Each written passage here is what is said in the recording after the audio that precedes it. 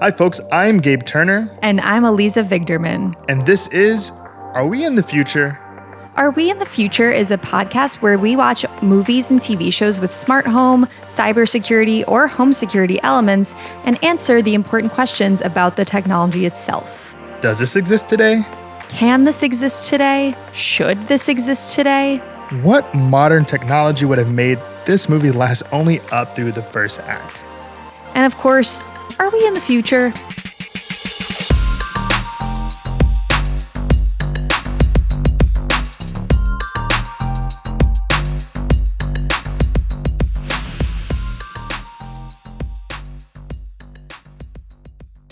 Well, all right, welcome to this week's podcast, and we'll be talking about Home Alone, a 1990s family comedy written and produced by the very special John Hughes and directed by Chris Columbus. Now, John Hughes is known for a pretty varied group of films, including teen movies 16 Candles, Pretty in Pink, Ferris Bueller's Day Off, and Aliza's favorite film, Breakfast at Tiffany's. Nope.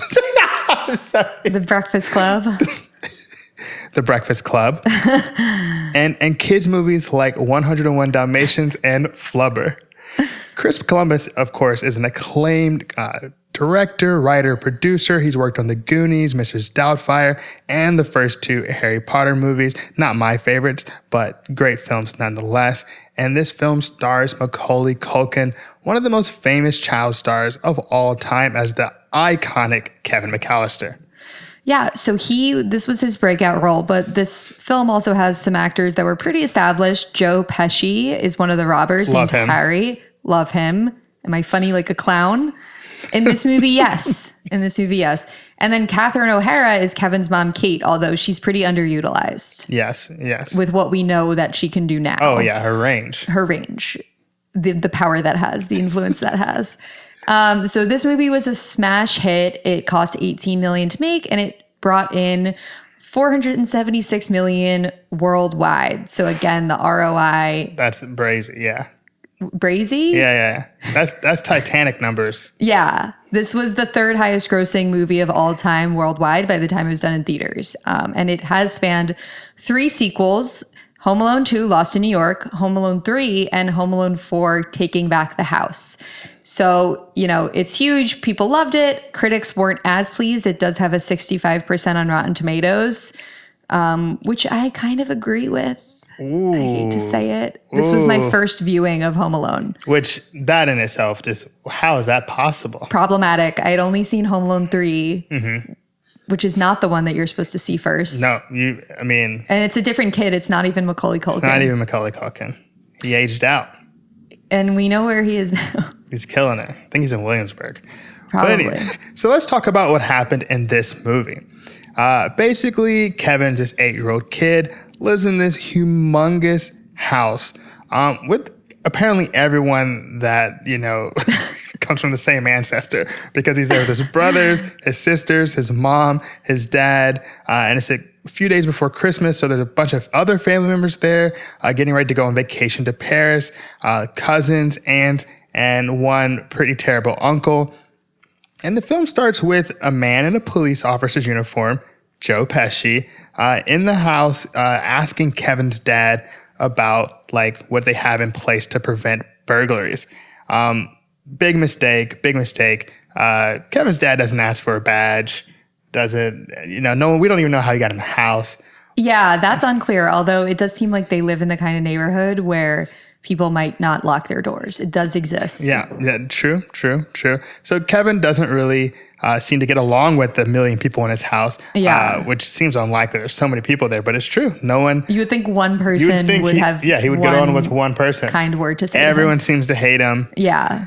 And he essentially ends the evening telling his mom that he wishes his entire family would disappear.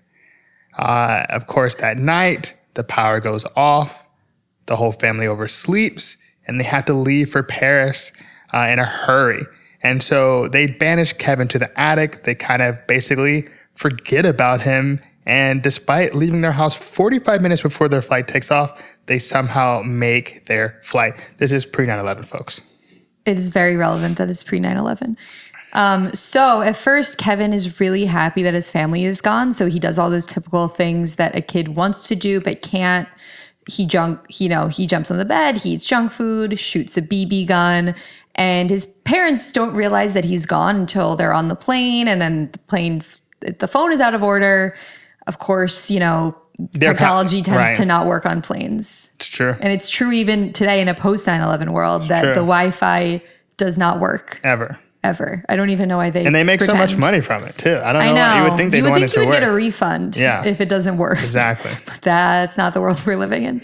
So turns out M. Night Shyamalan twist, Joe Pesci's not a police officer. He's actually a robber.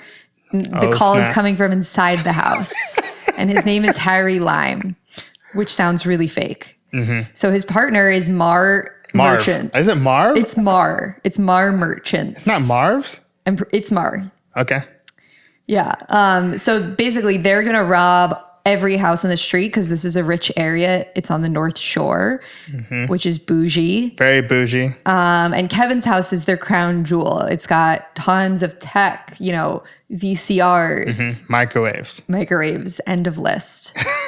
They're very efficient, though. One night, basically, they're just going to hit all the same houses. No, I'm pretty sure it was throughout the week. Well, throughout the week, but that's efficiency, I feel like. Right. They're organized. Yeah. So basically, Kevin has to protect his home from being burgled. And since there's no security system, he just has to do a bunch of things that result in slapstick comedy, such as, making his stairs icy, putting tar on the ground, covering Harry with feathers, shooting them with BB guns, just really hurting them in a lot of different ways. Yes. He, puts on a TV to make it seem like adults are home talking. He fashions these weird mannequins to, kind of simulate adults. Unclear why they have so many mannequins at their house. Yeah, that they never really explained that. Yeah, although the only possible explanation is I work in fashion and also from home. Yes, but there's so many kids, you'd think they just put the clothes on somebody in the house already. I know, right? Why'd you have so many kids if not to use them as real life mannequins? Yeah, child labor. So, another thing he does, which I'm sure if I was a kid watching this, I would have been super jealous of, he zip lines to his treehouse. Those are two things that kids go crazy over. Yeah. Zip lining is great. Zip lining is great. I sort of had a treehouse, but it was more in a giant bush. Oh, see, we didn't have a tree. We tried to make a house underground. And that's when I learned there's a thing called trench foot. Ooh. But we won't go into that now. So finally, his mom comes back. She's got a plane ticket. She's hitchhiked back to Chicago with a bunch of polka musicians, including John Candy, who apparently improvised all of his lines. Yeah, it looked like it. Yeah. It was so random. I was just I liked it, though. I don't know. I guess as a East Coast person, I just can't relate to something this Midwestern. As someone, A, offering a ride to a stranger, B, talking about polka music. I was just I can't relate to this. I mean, I'm a Southerner, but that for me was quality content. I think we're more similar, Southerners and Midwesterners. Yeah. Oh my gosh. I could never. Yeah. We're open. Oh God. I hate when people talk to me in public. Yeah. And when I was in Chicago, literally every shop owner would talk to me when I came in their store. And I was like, oh my God. This is so annoying. You are a character from Always Sunny. Yeah. I mean, hello. I've seen some weird things in Philly. I'm not trying to talk to strangers. Got it. It's just for your protection. But ultimately, everyone's happy. Yeah. It's a happy ending. Yeah. They appreciate their family even more. Even Kevin. Yeah. He kind of forgives them for all verbally abusing him. Yeah. And that's it. That's basically the film. Yeah. Not that much happens, to be honest. No, we don't talk about, yeah. So, let's talk about what would actually happen. Yeah. If this were to take place in real life, what would be the case? We know about the automatic lights that Kevin's dad had, and we know about the fact that they had locks on the doors. But, this is really about home security, and this is not anything that impressive. Yeah, and I think I know it was the 90s, but a house this big certainly would have had a security system of some sort, although it probably would have, obviously there were no not many people had cell phones. Right. They weren't like smart. So you couldn't do anything really with apps, but you could attach it to the local police station. So if an alarm goes off, they would be contacted, but they don't really have anything. So there was no smart home security, but they could have done a lot better, but then the movie wouldn't really exist. Yes, they could have been better. But like, can you tell me more when you talk about like smart home security, like what that means? Yeah. So right now, pretty much any security system that you buy is going to be Wi-Fi connected, and that allows you to connect it to an app so that you can control it remotely. So say, the system is armed and you're at work and a sensor goes off, you'll be alerted immediately. And from there, you can live stream footage, check in, and if you need to, you can call the authorities.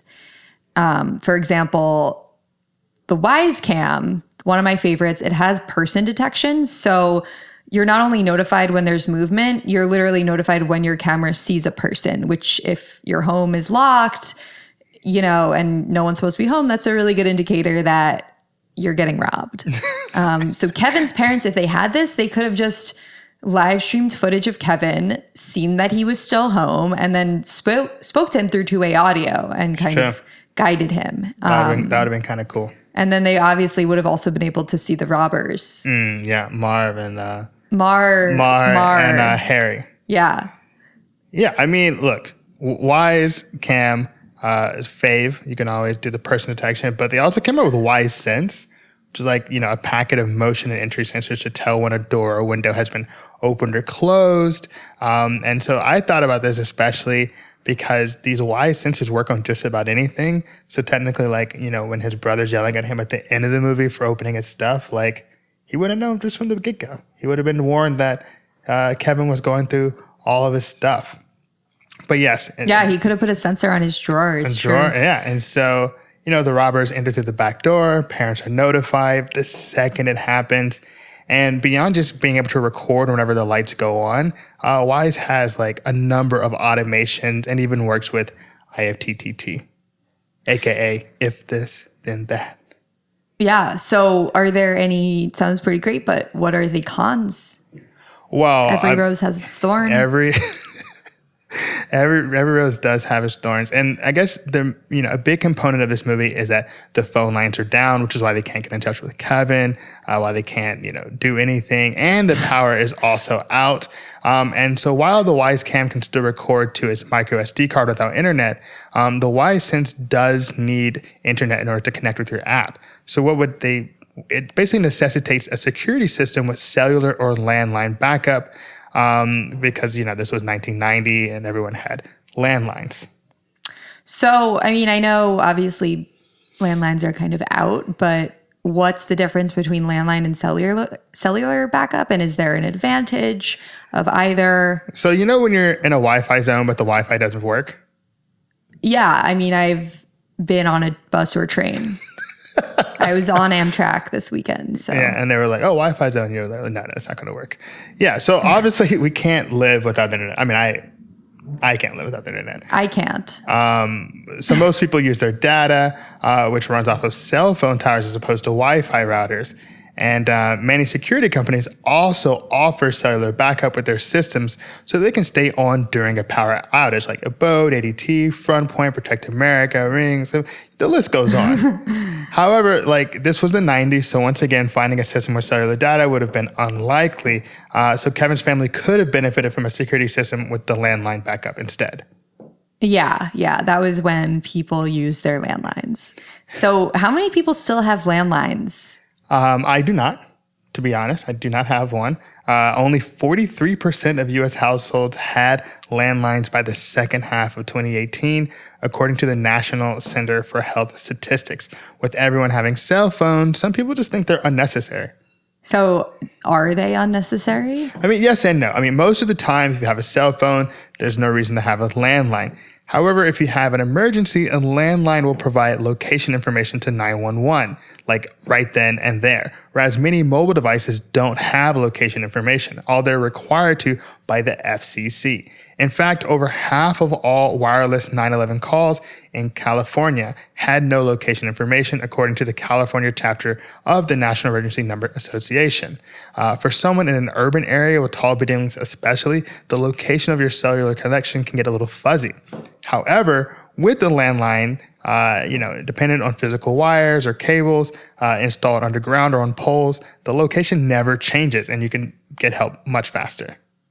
Got it. So that sounds like kind of, in a more old school way, but probably a safer way. So which security systems offer landline backup? So of the ones that I've looked at with Security Brand, it's much less common than cellular backup, but you could check out LifeShield, Protect America, and ADT to name a few. Got it. So it seems like if, Kevin's family had a security system, even a really minimal one, it would have been like maybe a 10-minute long movie. Right. Especially if it came with like a panic button or professional monitoring. Right. I mean, with a panic button, he literally could have just pressed a button to contact the police directly. Because in this movie, they're contacted and they show up to the house and then they knock and no one answers. And they're like, these parents must have not left their kid in their house. Right. And that's a really interesting question that we won't get into. But I was wondering, like, could the police have just... They should have broken in, but there's like Fourth Amendment concerns there, right? But the parents asked them to, and it's their house. Right. That's what I'm assuming. Like if they could prove they own the house, they could say, yeah, just run up in there, and then they'd be fine.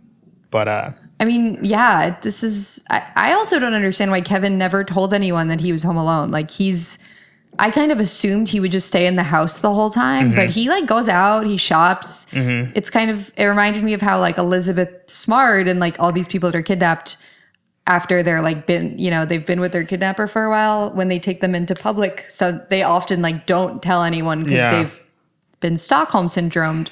But Kevin's been home for like a day, although I know he hates his family, but it's like you're 8. Right. That's true. But he was having a pretty good time. He was balling out. They had cash for him, apparently. I know. That's what I was confused. I was like, you just have cash in your home? Yeah. Well, Harry, when he's talking about casing their house, Harry says, this house probably has fine jewelry, a cash hoard is the word he used. Yeah. And odd marketable securities, which I don't know what that means, but I'm interested. I don't think Joe Pesci knew what it meant either.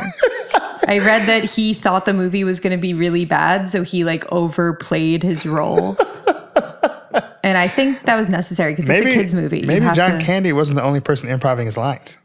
Yeah, I mean, that does sound like fake. Yeah, but I mean, if he had just professional monitoring, they would have been able to verify that he was home alone before alerting the police. Even that alone would have been enough. Right. But what would have prevented Kevin from being left home alone in the first place? Shoot.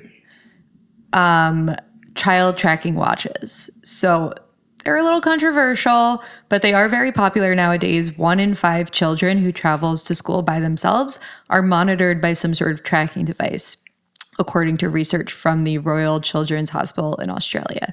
So basically, they're watches that look like normal kids' watches, but they have built-in GPS, so parents can keep track of their kids. And most of them also have cameras, so they can see their kids, they can call them, they can text them. Some even have built-in panic buttons to call the police if something's wrong. Whoa. So that's like a walking security system. Yeah, absolutely. Some, like the Bonobi Kids smartwatch, even has an electric fence. So parents can basically set an area that kids should be in. And if they go out of that area, parents are notified. So obviously the McCallisters are not the most organized. I mean, It's true. Got to know your weaknesses. Yeah. And they have 5 kids. So they could have definitely benefited from some child tracking watches. Maybe then they wouldn't have left their 8-year-old home while they're traveling internationally. You would think they would have a nanny in this family. You would. They seem like they've got the paper for it. Yeah, I mean they're going on a Christmas vacation to Paris. Yeah, and also we need to back up. So many things had to go wrong for her to make this mistake. First, Kevin starts a chain of events when he tackles his brother who is puking. He's choking to death, right? What? Yeah. I like don't remember this, and I watched it really recently.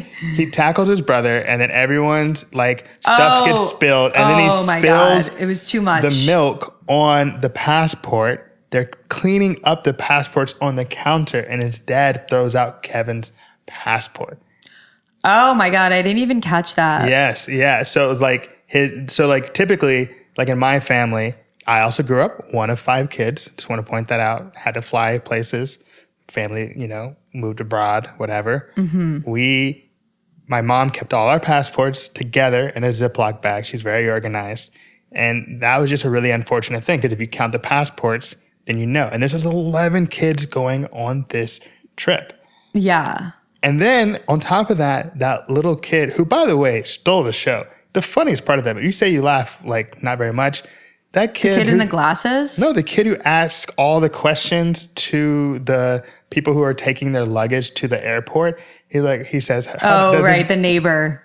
He's hilarious. Does this van get good gas mileage? Also, an adult tells that kid to beat it twice. The kid does not care, which I found really funny. Like, do adults just run around telling kids to get lost when they're in a service industry? That just doesn't seem super common. Honestly, my image of the service industry has been completely destroyed by the brokers in New York City. Yeah, you got a new apartment recently. Yeah. I also got yelled at by literally 4 different brokers. That's out of control. It was crazy. I'm sorry about that. It's my own fault for being honest. Yeah. But that's another story. Anyway, if you're wondering, what's the effect of child tracking watches? Are they good for children? Do they make them more safe? So Susan Danby is a professor of early childhood and inclusive education. And what she found is that there's not that much research in this area because it's pretty new. But the big thing is that parents need to be honest with their kids. It's not just a watch. It's a tracking device. And also, it's not a one-stop shop for your kids' safety. You still have to, teach them safety. You have to bring in a police officer to their school. Look both ways. Don't take candy from strangers. They still need to know all those things. Stranger danger conversation. Exactly. So it's not a one-stop shop, but it can make your kid feel more secure. Absolutely. Let's talk about lighting. The McCallister family's entire security apparatus was essentially automatic lights that turn off and on according to a very regular schedule, which made it incredibly easy for Harry and Mar to figure out that no one was at the crib. So fancy security systems and cameras aside, is there any technology today that may have done a better job faking them out? Yeah, I mean, we have something pretty similar, smart light bulbs, but you can put them on schedules that are more random, which is going to be more realistic, throw the burglars off their game. And if you want to set a mood, a lot of them turn into 16 million different colors. And of course, you can control them remotely. Many of them work with Amazon, Alexa, and Google Assistant. Kevin could have just used his voice, which would have made, controlling everything very easy for him. He's very small. Unclear if he can reach light switches. This is a good point. Especially like any lamps that are like high up. Yeah, I mean, modern technology clearly would have killed this film. Yeah, I don't think you can make a film about a child being left alone in 2019 and have it be a comedy. In this climate. Yeah, you're right. It would just be like, everyone would be like, arrest those parents. Like, I don't know. I just feel like the climate we're in has just like ruined all jokes. Yeah. Or I don't know, but I guess that's just to some people. But yeah, it's fine because this movie was really successful and it was a different time. It was. Another really, really, really useful thing that Kevin could have had was a video doorbell. So, say someone comes up to the door, say it's, the Nest Hello, which has person detection. The parents would have gotten notified immediately that someone was at the door and they could actually see them and speak to them. So, I mean, if a voice is speaking to you from a doorbell, you kind of assume that that person is home. So literally that could have just prevented everything from happening. And also, Harry and Mar stopped by a few different times. So say you did a video doorbell with facial recognition, you could have literally been notified like there's an unfamiliar face at the door. And that is not what you want to hear unless you ordered a package. That's right. Or it's a Girl Scout. That's right. Oh, I always want to hear that. Oh, I don't think they go door to door anymore. I don't think any like kids thing goes to door anymore because it's dangerous. Wow, nothing from the past would work today. Not Girl Scouts, not this movie. I mean, Girl Scouts still work. My theory on Girl Scouts is the moms do all the work with the cookies. Like every time I buy them, it's always like the mom is doing everything. And an like, office. What is the point of that? Yeah. But I just wish they would sell them in stores because they're so good. But maybe that's the thing. That's like the McRib. Like you can only get a certain time. Yeah, you can only get it a certain times of the year. Like the pumpkin spice latte. I don't know. I still think I would buy it year round. We're almost there. Pumpkin spice latte time. I've seen it. I've seen pumpkin stuff in supermarkets. It's 66 degrees in New York today when I woke up. We're getting there. I know. And weather.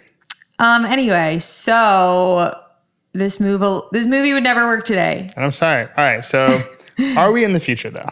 So home security wise, I'm going to say yes. We have technology so advanced that you can monitor your home from anywhere in the world. And if you have professional monitoring, then basically everything is done for you in terms of contacting emergency services. But as far as child tracking goes, I'm going to say we're not in the future until we have tracking chips placed under the skin of children, which I can see happening. We do it to dogs, right? Yeah, so I read about this, and with dogs, it's not really... Oh, wait, I kind of forgot what it said, but it was like... I forget. It's not the same. It's not GPS that's put in dogs. It's like a barcode or something to say that they've like been vaccinated. Okay. Yeah. Okay. If you had to do GPS, you would have to have like a full battery. Like it's just not... we're not there yet. We're not there yet. Although I think eventually it's going to be like a chip that's like your credit card, your house keys, like everything. And you just never have to like swipe or like open any door ever again. Well. All right. I want to ask you, what are your final thoughts on Home Alone before we close today?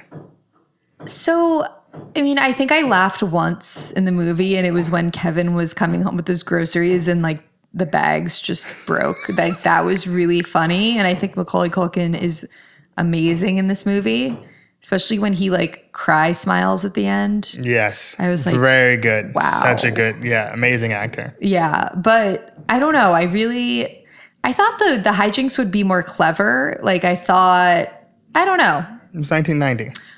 There were clever things in 1990. I don't know. I just felt like I wasn't too into it. I also felt like the whole movie, the thing was, oh, this kid is a spoiled brat, but this experience made him appreciate his family. Whereas I read it as this kid is acting out because he's going through something and everyone in his family is mean to him. So I was like kind of on his side more than I don't know, but I couldn't tell if that was like what you were supposed to think. I was just very surprised how kind of mean everyone was to Kevin for no reason. Like they were like, oh my God, you can't even pack a suitcase. You're such a baby. You can't pack a suitcase to go on a European vacation at age 8. I was like, that's real. Like, yeah, that's real. That's serious. You will need to help your child with that task. Like that doesn't seem that crazy to me. I don't know. I think it was triggering. Wow. Triggered. I had my final thoughts are the lawyer in me was having a hard time with a lot of the elements of this film. Such as?